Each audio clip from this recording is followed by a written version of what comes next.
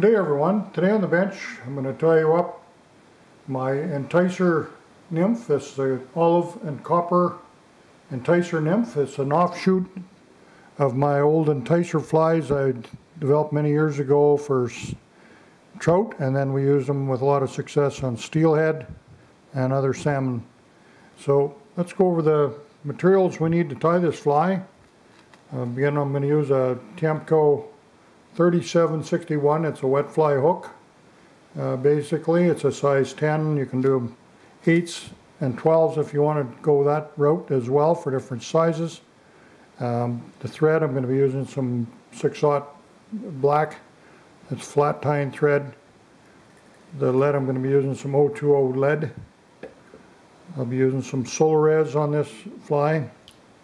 The body, we'll be using some copper uni mylar. The rib, I'm going to be using some Semperfli straggle string. This is in copper brown. Has a really nice UV hue on it as well, built right in there. It's a very nice product. Also some soft wire. This is extra fine. This is for my dubbing brush. I'm going to build out of hairline dubbing. It's an olive. You can use different colorations, of course. I like this color. It's one of my favorites. And then on the collar, I'm going to be using some partridge hackle. So I'll get a hook in the vise and tie one of these little rascals up. It's a great searching fly. Had a lot of success with this one here, and you're going to enjoy using this one. It's not hard to tie. It takes a little bit getting used to, but we'll go over these tips, tricks really easy with you. I'm just going to put a little bit of lead on this fly. I don't really want it to act like a jig. I don't want it to be weighted on the front to give me that jigging appearance. Also, if I leave it without the weight, it's going to ride more at that kind of an angle, which is good for emergers. I want this to basically just follow in behind my tippet and my sinking fly lines, whatever zone I want to be in. I want to just keep it nice and slow and horizontal in the water, and that's why I go with that little bit of lead just kind of at the front third. The shank, I don't go right to the front. I'm going to leave that for my thorax, and I tie get my thread through here just to hold everything in place. That's about right. Keeps it riding about right. It's really important that you watch your flies too, how they ride in the water. Okay, then I'll just take and tie my uni mylar on here. It's got gold on one side and blue on the other. I'm going to come in here with my straggle string. That's from Semperfli. I really like this material. It's got the UV in it, built right in. It's getting to having a whole new following itself, this UV materials. So we'll go with that. Fish really key in on that. And copper, we've known for years, has been a great coloration to attract fish. I'm just going to get a bit of a taper on the front with my copper mylar there. I would do that a little different if it was just going to be a bare shank hook. I would come from the front to the back with my mylar and then come forward. Gives a little smoother. But I don't want to get too much bulk on this one. I want to keep that body fairly thin. I'll just bring in some Solarez and coat that fly with some Solarez. And then on my Enticer series, as I always have done, I've hide the flash in the inside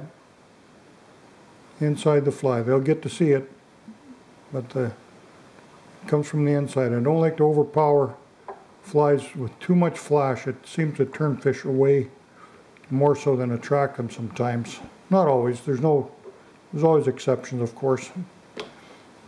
Now we'll just get our light, our UV light here. I'm going to cook that Solarez, and now that rib is solid on the shank.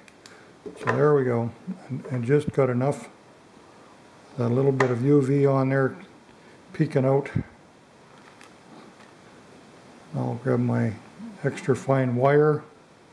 This is the way I do it on an ore vise with a rotary vise. I tie it in, I like to use dubbing brushes. a lot. You guys would use with a standard vise, just go with the dubbing loop at this point, okay? I'll just throw a 1/2 inch in there. I'll bring in my dubbing table in the front. Set that down so it's the same height as my eye of my hook.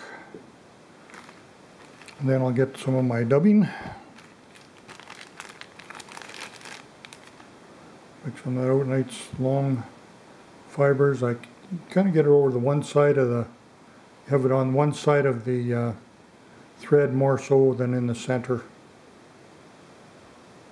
And I just get it out. I'm gonna make, and I put a little extra on too, don't worry, because you don't have to use it all. Some of it will brush out when we get to brushing it. So I just come over the top with the wire, and that'll pinch it in between the thread and the wire. And I can just do my little wire brush right there. Until I feel it kind of tightening up in my fingers, I stop so I don't break it off. Okay, then I'll just bring in an old toothbrush.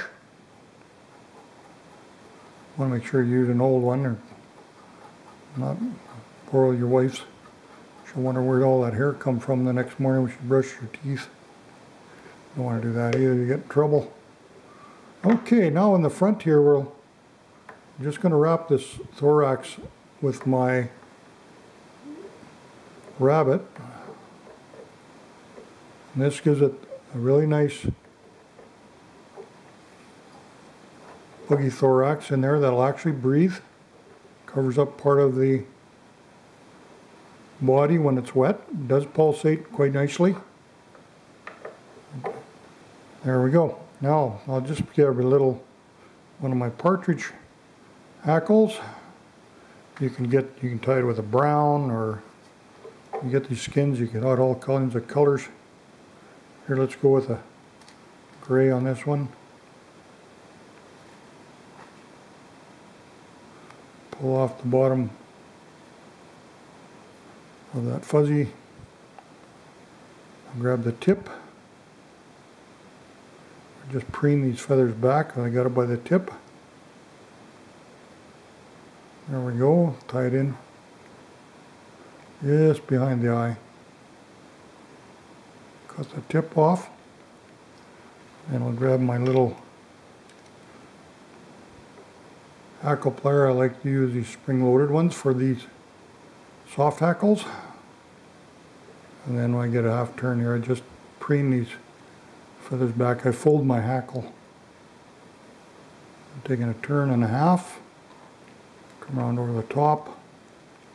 Catch it down. And lay that. So we just got that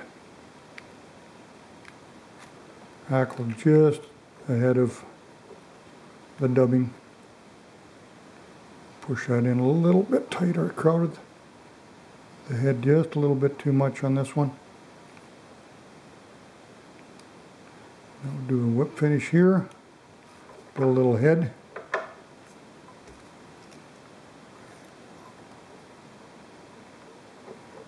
3 to 4 turns with whip finisher. Didn't have my vise set for that size of hook. I had a smaller one in there previously. Okay, there we go. And if you like, you can give her another little brush if there's any other loose hair in there you want to get out. That's good, but this fly will really breathe well in the water. You can see the undertones of that UV and copper in the body. What I do just to finish off my flies, a lot of times I'll come in with a little bit of Solarez. I like to use the bone dry, nice and thin, and coat my heads with that, and makes it a lot more durable. You don't want to be breaking these off or having them falling apart. We just want to keep our flies nice and durable. So there you go, folks. There it is, my olive and copper enticer, and I hope you have as much success in the water as we do with this one. So thanks again for watching Sports Fishing on the Fly on the Bench. We'll catch you again real soon.